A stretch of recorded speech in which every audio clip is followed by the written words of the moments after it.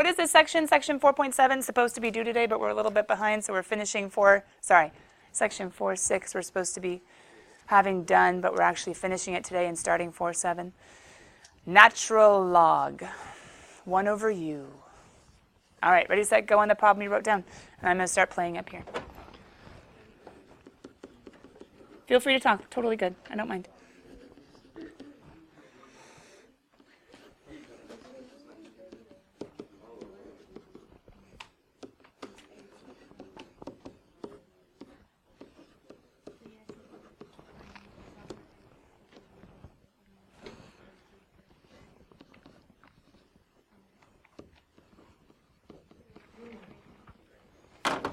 Hopefully you guys did integration on crack on these ones too.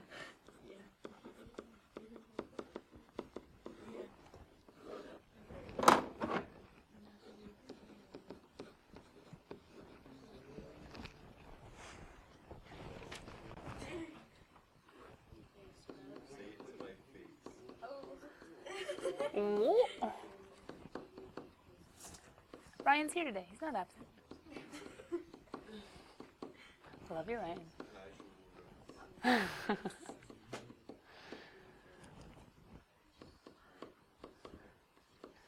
But because we care, we want you here.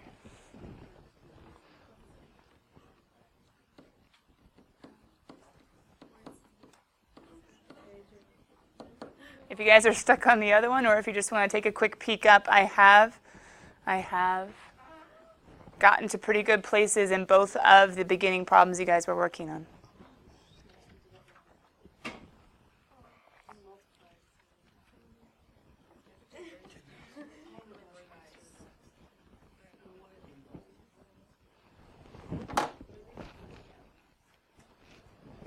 Did you guys forget U prime?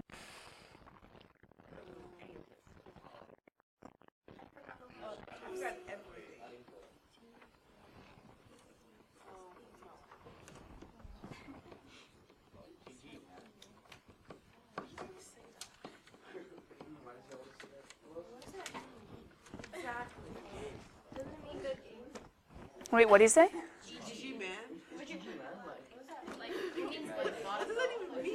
Does it mean good game? Oh, that makes sense.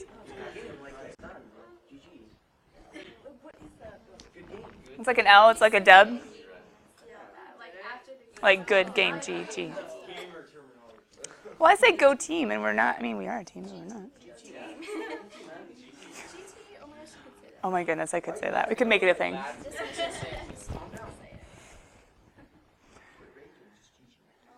Hey guys, if you got here, how do you finish? Oh, anti-derive the top and anti-derive the bottom, even if you've remembered to anti-derive. No. What did we see yesterday? You have to. No, no plugging in. Anti-derive, but how? Rewrite.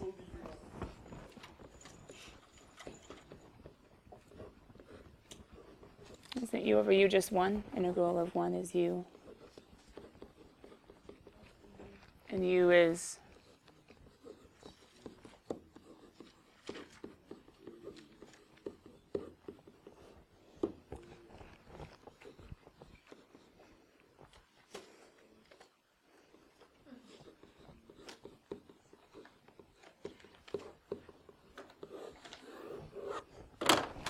Where'd the 1 go? Why is he disappearing? Because he's a what? Constant. And who else is a constant? So I could make that a C1 plus 1 and be a C2. Whatever, is a constant plus a constant is a new constant. Wait, what else changed? Why are the absolute value bars gone? A square root is always positive. Yeah, square root of a negative can't be negative. What's a positive plus a positive always going to be? Positive. The absolute values are redundant. They're not necessary. They're not necessary. Could I have made it square root of 2x plus ln of 1 over, making that a negative 1 powered? I guess. I don't know. I got lazy. Questions on homework spiral? Take a second before we go back to our notes. Sorry. Zoom out. Oh, sorry. All the lights are turned on too.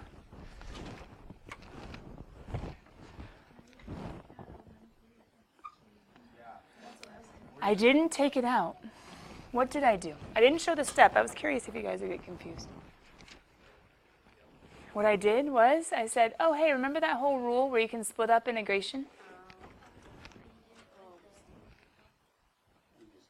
I took the integral, though. You see it? Yeah, you're allowed, remember, plus or minuses, sum and differences. You can consider them separately. So I considered the x squared. I'm like, I know x squared. His antiderivative is 1/3 x cubed. And then I was like, oh, but him, I need u sub and 1 over u du. Yeah, the addition, I can take an integral one piece at a time with different u subs, or he didn't need u sub. He was fine. And I was like, oh, he needs a little more work. He needs a little more attention. Does that make sense, guys?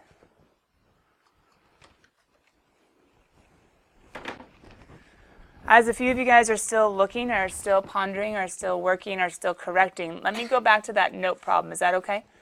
Because this was the other one that you guys were working on. And I told you to try it without division. Let me rearrange my pages. Just, I'll leave it for now. Without division. So without division, you guys should have let u equal x minus 2. du is kind of boring, right? So u is equal to x minus 2, du is equal to dx. I'm pretty sure, integration on crack, I need x equals u plus 2. So when we come up here to do our integral, we're going to have 2 times u plus 2 squared, because I need to get rid of that x somehow. All right. Plus 7 times u plus 2 minus 3 all over u du. Is it possible to solve? Yes. But is it yet? No. What do we have to do? Yeah. Over here, as soon as we got pluses or minuses, we were able to split up the division, and all of a sudden it became possible. Why didn't I make this u to the negative 1 and power rule? He's the one exception. 1 over u is ln. He's the one exception to the power rule. If it was 1 over u squared, what would I have done? U to the negative 2. I would have rewritten, and then I would have gone ahead and done the power rule, right? But u to the negative 1, nope, nope, nope, that's ln. But over here, what's going to happen? Psh, FOIL, right, cool kids? Can I do that u squared plus 4u plus 4? Right? Can I do this to be 14? No, sorry, what was the end of 7u plus 14? I need to multiply this guy by 2. Okay, there we go. We got him, and then we have him, and then the minus 3. So I'm going to end up with, let's see, 2u squared is the only u squared. I have 8u and 7u is 15u. I have 8 and 14 is 22 minus 3 is 19. Anybody tracking and double checking me? I think I'm good. Yeah? Now what am I going to do? Remember yesterday I said, how are you visualizing it? There were 3 ways. One was make the denominator a negative power and then distribute. The other one was see that this whole thing could be with a 1, and so you can take 1 over u and distribute. And then the other way was divide, divide, divide. What do you guys want to do? Negative power, 1 over, or divide, divide, divide? All right. 3 and 6 likes divide, divide, divide. That's fine, negative power, I don't mind. So if we go ahead and rewrite this guy to be u to the negative 1. I didn't change anything, right? I just took my u to the negative 1 and popped him up. What am I going to do? Distribute. So, like bases, 2 minus 1 is just 1u left over, right? U to the 1 minus 1 is u to the 0, so nobody's left over. Why is this going to be tricky if I leave it written like that? You're going to think it's power rule, right? So even though it is 19u to the negative 1, that's that exception. You're going to try power rule. You're going to get divided by 0, and then hopefully you'll remember, oh, that's right. It's ln. So we're going to have u squared over 2, 2u squared over 2, 15u plus 19 ln of u plus c. Ugh, but who is u? Oh, x minus 2. Okay, so we have x minus 2 squared plus 15 times x minus 2 plus 19 ln of x minus 2 plus c. Now here's my question. Would you have been able to make it match if the final answer would have been x squared plus 11x plus 19 ln of x minus 2 plus c? Would you have been able to make it match?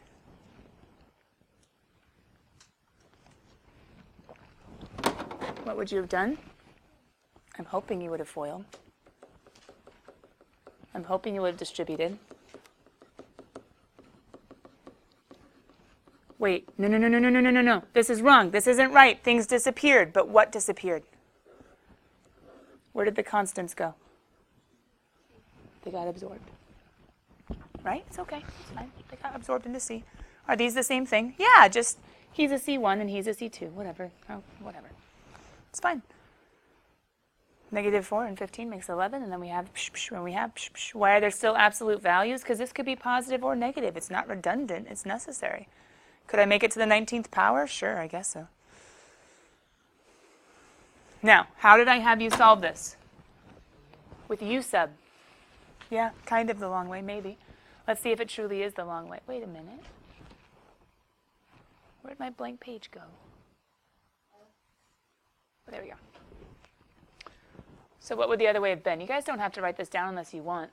What would the other way have been? Divide. Why? Because he's improper. Who's improper? Any rational function where the denominator has a degree that's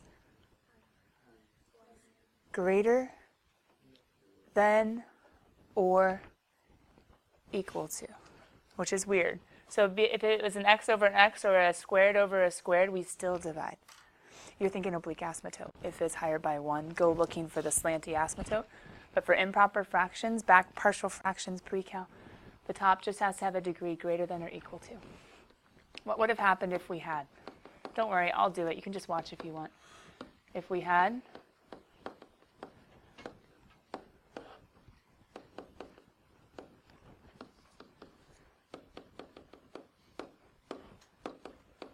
you guys wouldn't have made that distribution error, right? You would have done a negative times a negative as a positive and add. You would have done a negative times a negative as a positive and then add.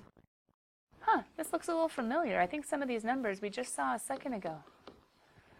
Couldn't I have taken this guy and after the division, couldn't I have rewritten him to be the integral of 2x plus 11 plus 19 over x minus 2? And didn't you guys just see that we could technically, with addition, can't we split up integrals? So couldn't we do him just good old-fashioned 2x squared over 2, and couldn't we do him good old-fashioned 11x, and then, ooh, okay, maybe, just maybe we should do a little bit of U sub. Are any of you able to do the U sub kind of mental math, and some of you already realize the du doesn't have any offset by constants? Maybe, maybe not.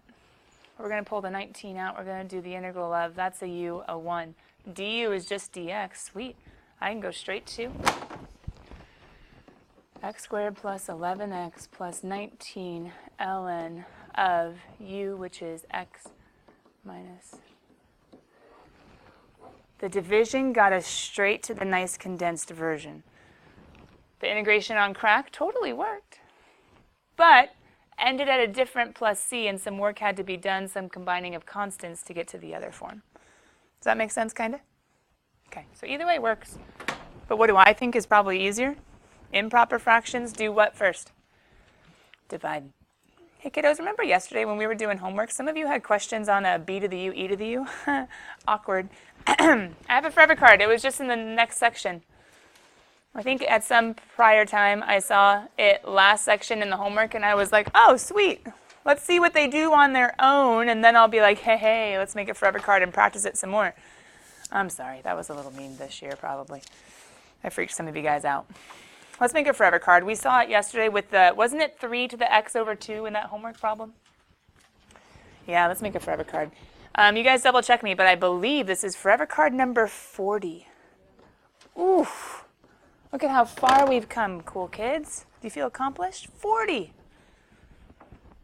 Seems so daunting at the beginning of the year. 50 forever cards, well, maybe it still is, but we're getting there. We're getting there. So many words and rules and definitions you at least know you should know, whether you not or not you perfectly know them, that you didn't even know existed last year. It's kind of cool. Algebra 2 from Algebra 1 and from geometry. There was some new stuff, but there was some old stuff. Pre-cal from Algebra 2. There was a lot of review stuff, some new stuff. Calculus from pre-cal. Oh my goodness. That's why it's hard to explain or describe calculus to underclassmen. or to kids who haven't made it here yet.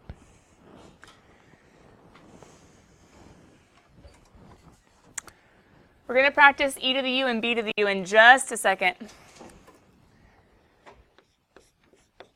But I'm also putting up on the backboard where we need to at least get our feet wet in a little bit today in section 4.7.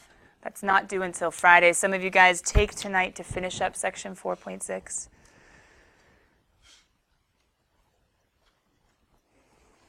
Yeah.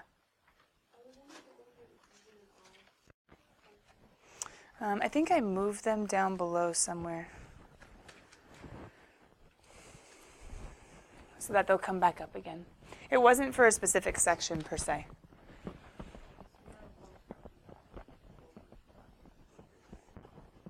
Oh, that's why it came up. It actually had come up before that too, and I just hadn't covered it in notes. So eventually we will.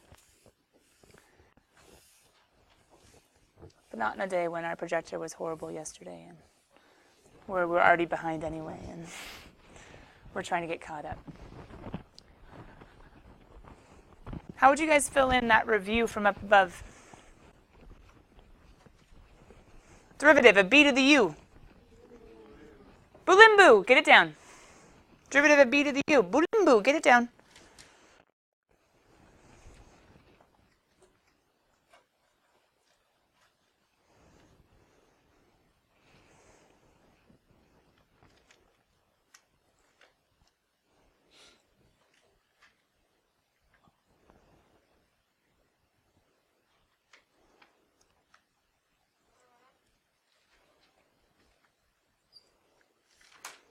Now, do you remember yesterday there was something weird about CalcChat?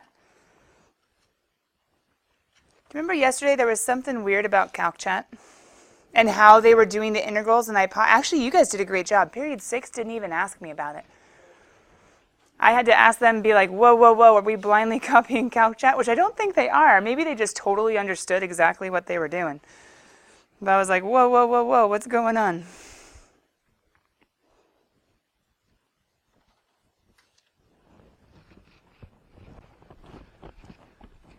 I'm going to show you something which actually goes perfectly off of your question about CalcChat and how they were or weren't doing USub.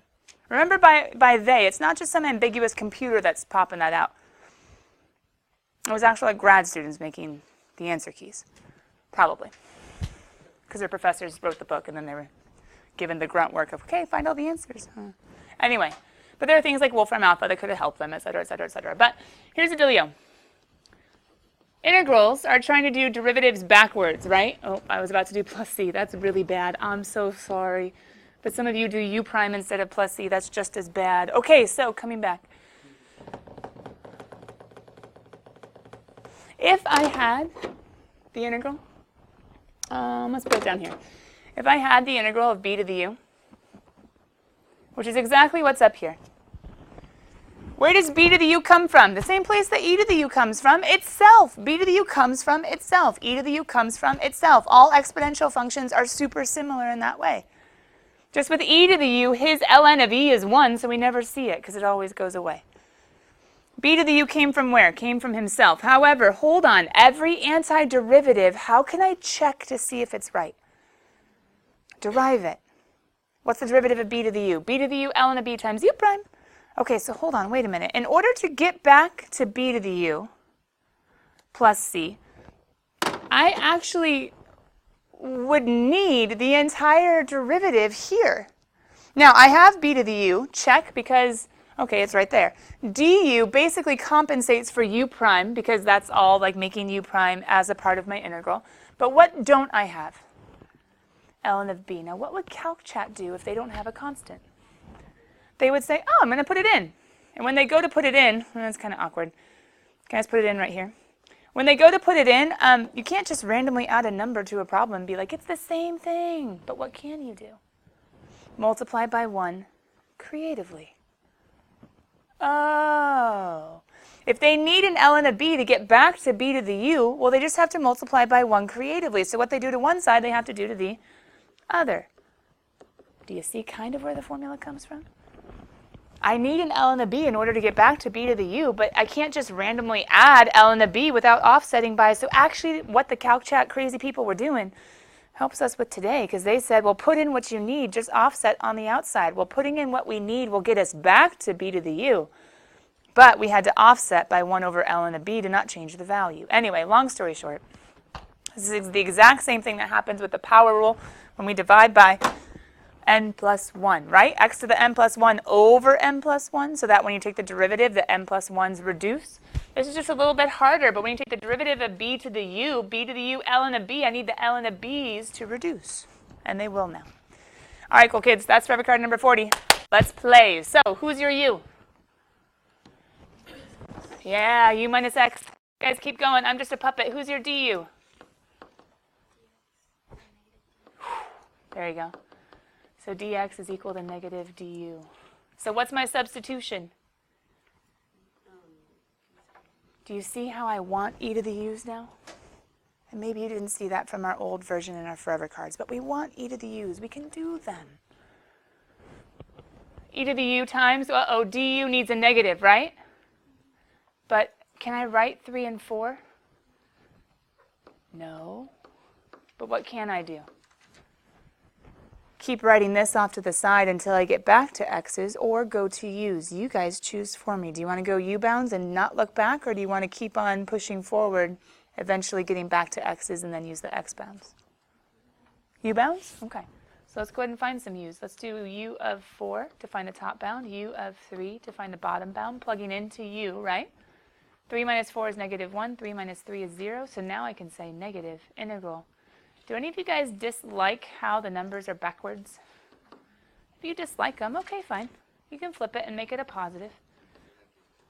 But either way, you'll get the same result. What's the integral of e to the u du? E to the u. Pause. Temptation, temptation, temptation. Should you go back to x's? No, because what do you have? Plug them in. They're ready. They're primed. If you have bounds, they're ready to go in because you've made them u bounds to go at du. And if there aren't bounds, then get back to the x's and take the x's and plug them in. So I get u to the 0. Sorry. E to the 0, yeah? Yeah. E to the 0 minus e to the negative 1, which would be 1 minus 1 over e. You guys see where they would get e minus 1 over e as their final answer? Common denominators. Common denominators. How about number next one? Who's my u? Yep. I think so too. Because the innermost guy, no, wait a minute, wait. What do you guys think? Should we choose the whole thing with it squared, or should we just take the inside? Yeah. And if we chose the squared, you're going to make mistakes along the way sometimes with u sub. If you chose the squared, your du would have to do like, oh, bring down the 2 and then blah, and then u prime, and it just got super complicated. That's a bad sign. Take the innermost. Du is equal to e to the x plus e to the u times u prime. E to the u times u prime times negative 1 dx. So dx equals du over the blah, right? E to the x minus e to the negative x. When I go to plug in, does anybody see why I'm pulling out a 2? I have common. And do I have a 2 here? I don't know. I just thought it might be helpful. What do you guys think? Is it going to be helpful? Yeah, it is. Ooh, ln, right? 1 over u squared? No, 1 over u is ln. What's 1 over u squared? U to the negative 2. Now pause. Some of you were like, whew, I knew it was u to the negative 2. Let's go! And you would take away the integral. Why is that bad? We still have to, and I derive. Yeah, we still have to integrate. So those of you that thought u to the negative 2, excellent job, but you're not done. You just know how to keep going. Anti-derive. We add 1, u to the negative 1. We divide by negative 1, which is the same thing as multiplying by a negative, plus c. We end up with negative 2 all over, who was my blah? Oh, e to the x plus e to the negative x plus c. Could they do some rearranging? I suppose, but it was already kind of messy with negative exponents up there. I doubt they would. I think that's good. How we doing, team? So what just got harder? It's not an e, it's a 5. No stress. A 5 is just a what? A b. Boolimbo! Backwards. That's okay. Can I write the rule just because we don't have it memorized quite yet? Is that okay? The integral of b to the u, du is equal to offset by the limb, get your boo, and then plus c. Get your boo. That's funny. Anyway. So who's my u? Who's my du? So dx is equal to negative du. So I go to plug in, I can say 5 to the u, du with a negative. Yep. Every exponential function, I don't even know what I was about to say. Every exponential, bless you, function comes from an exponential function. Yay! Negative 5 to the u. But don't forget your 1 over limb. Plus c. So I guess we could call this negative 5 to the, who's u? U, negative x all over ln of 5. I don't think they'd write it like that. Would anyone else think they'd put it down in the denominator where it belongs? I think so too. Dun, dun, dun, dun, dun. So who's b? The constant base. Who can he be? I don't know. Anybody? Pi, 5, 3, 17, 256, 5,280. Oh gosh, it was a number. Anyway. Any constant.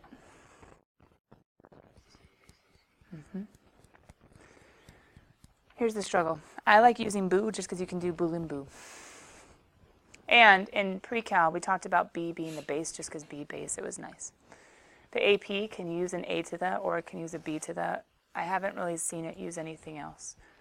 And what I mean is you guys know sometimes that the AP keeps things general and makes you apply them specifically to make sure you have the general idea. So I threw in the a to the x to your forevers just because some books teach it that way. But a to the, b to the, they're just constants. They're just constants. Guys, who's your u? Yeah, it is. Because we have a b to the u.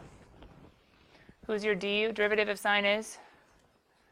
Cosine of x dx. dx is equal to du over cosine of x.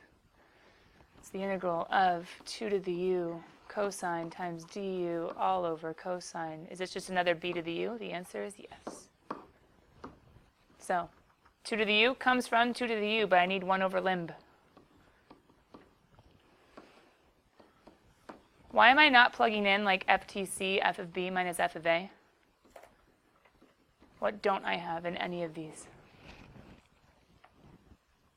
No bounds. So it's an antiderivative, it's a general, plus c. I'm done. Are we okay?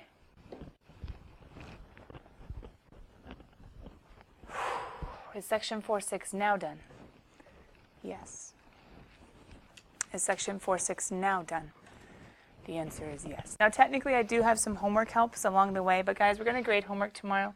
Remember, our goal for you guys for period 1 was to get at least 50% done. I'm recording this, so I can put a couple of these hints just real fast about how to help. Oh, hey, even odd. Was there another homework hint, though? Oh, I had even odd in between homework helps. Give me 1 sec. Okay. We'll talk real quick about a couple homework helps, just real fast, but we do need to start 4.7 like I've mentioned a couple times. Your goal was 50% for today. You were submitting to Google Classroom, and I even put a comment, didn't I, on the assignment? That's what I was grading, was at least 50% done. So do you need to resubmit the assignment? No, but what do you need to do? Finish it. Yeah, catch up. Remember, test days are coming, and the best time to finish it is now. We're going to grade it tomorrow, so then hopefully you've attempted all the odds and evens. Sound good? First thing tomorrow when you come in your groups, collaborate on questions on the odds. Why? You've tried them, you've checked them, you've calc-chatted them, you've hopefully watched videos on them, and now you're like, I still need help.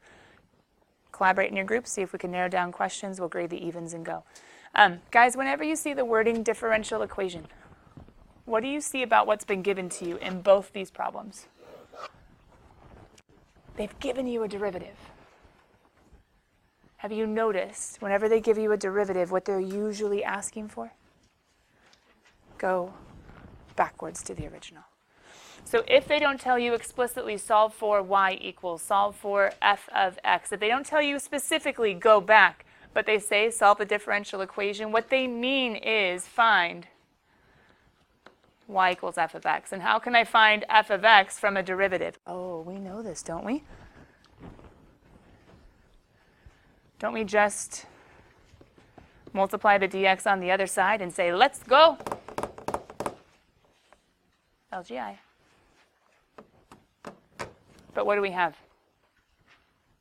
A clue. Ah, not bounds. Good idea. Not bounds. Thanks for bringing that up. It's not an x's within. It's the point 1, 0. The point, an x and a y? Oh, that's y equals.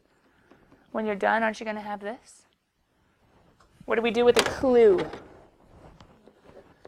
Wait until we have the right place to plug it in, but then go plug it in. Plug in your x, plug in your y, and solve for your...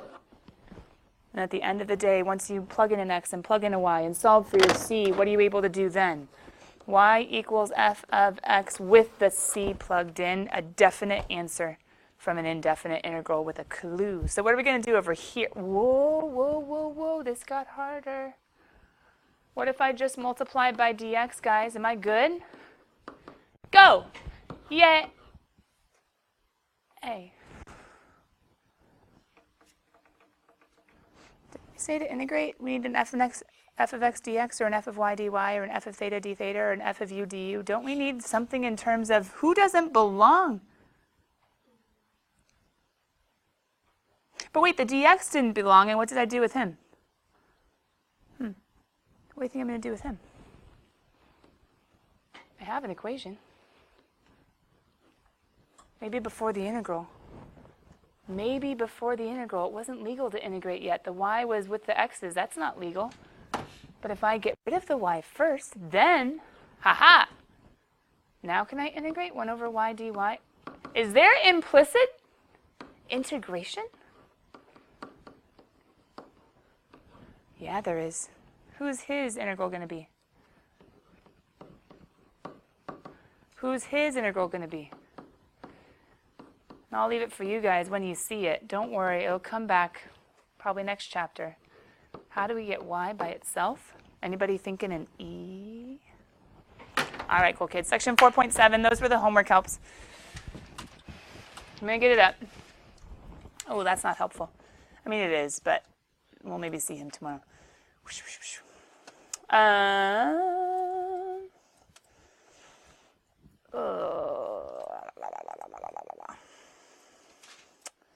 Let me move this before the even and odd just for sake of simplicity for us right now. Okay, AJ was asking really quickly that we did have this even and odd page. Some of you might just want to take a picture of it. You can just kind of put it as an aside. It's an even odd problem solving trick, problem solving hint.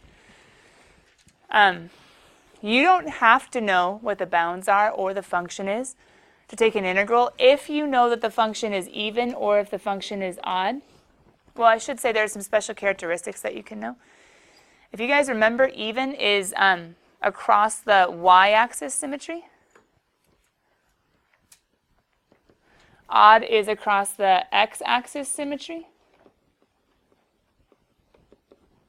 Even is across the y-axis, odd is across the x-axis.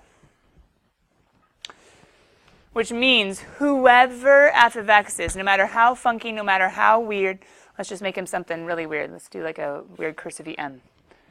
It's been a while since I've seen one of those, but there we go. He's an even function. He's my f of x. I don't know who he is. Could be like an old hairstyle from like the 1700s. Anyway, put a little guy's face in there. What do I know if I'm going from a negative a, whatever that is, to a positive a? About the area.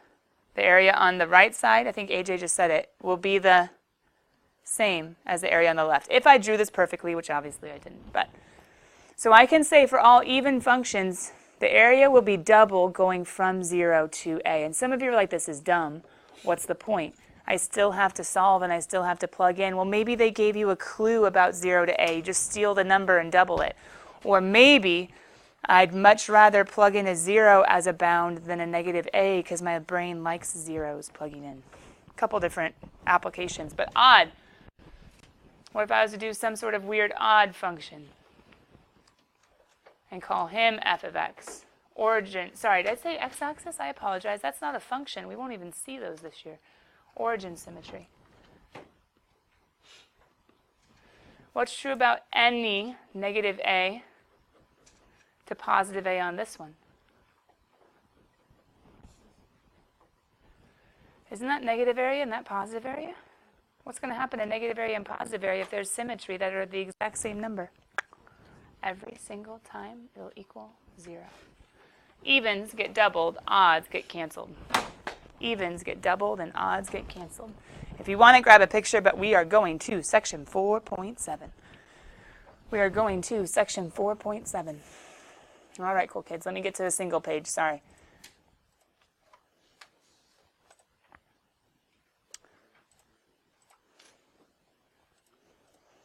Integration rules, inverse trig. Inverse trig? These two sections, section 4.7 and 4.6, a college calculus 1 class would probably not cover. They're like, those are transcendental functions. They have different properties. They're ruled from different places, like in the highfalutin theory of the math, of the calculus. So they don't cover at the same time. Say, nah, they don't belong together. But the AP says, yes, they do belong together. They're basic rules. So we're finishing off the transcendentals. Inverse trig. Inverse trig. Wait a minute. Inverse trig. There were derivatives of inverse trig, right? Ooh, if I'd had time, I'd show that to you. Why do we need inverse trig? This is an old-fashioned U sub. This is an old-fashioned U sub. U is equal to 1 minus 4x squared. du is equal to negative 8x dx. dx is equal to du over negative 8x. Guys, should I be afraid of this one in any way, shape, or form? Are there places I could make mistakes? Of course. But the x is reduced. I can write this as u to the negative 1/2 power, and I can pull out a negative 1/8, right? I can do this. Why is this one completely different? Completely. It looks almost the same. No big deal. I plug in u. u is equal to 1 minus 9x squared. I plug in du is equal to negative 18x dx. I solve for dx.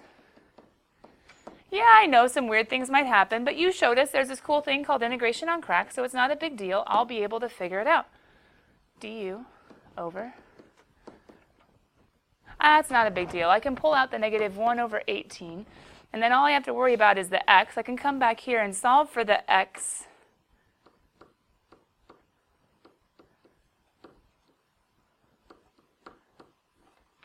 Is that good? Why is u sub, good old-fashioned u sub, bad on that one? Pause and wait. Get your phones and your cameras ready. Pause and wait. It's bad because way back when we learned how to take a derivative of sine inverse of 3x. And the derivative of sine inverse of 3x would be 1 over the square root of u squared,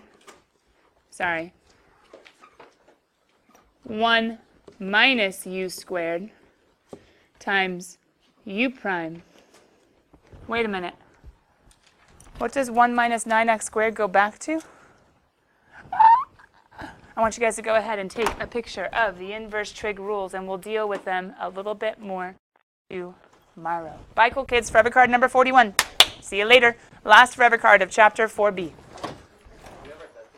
Test is next. Oh, have your tests. Drop by.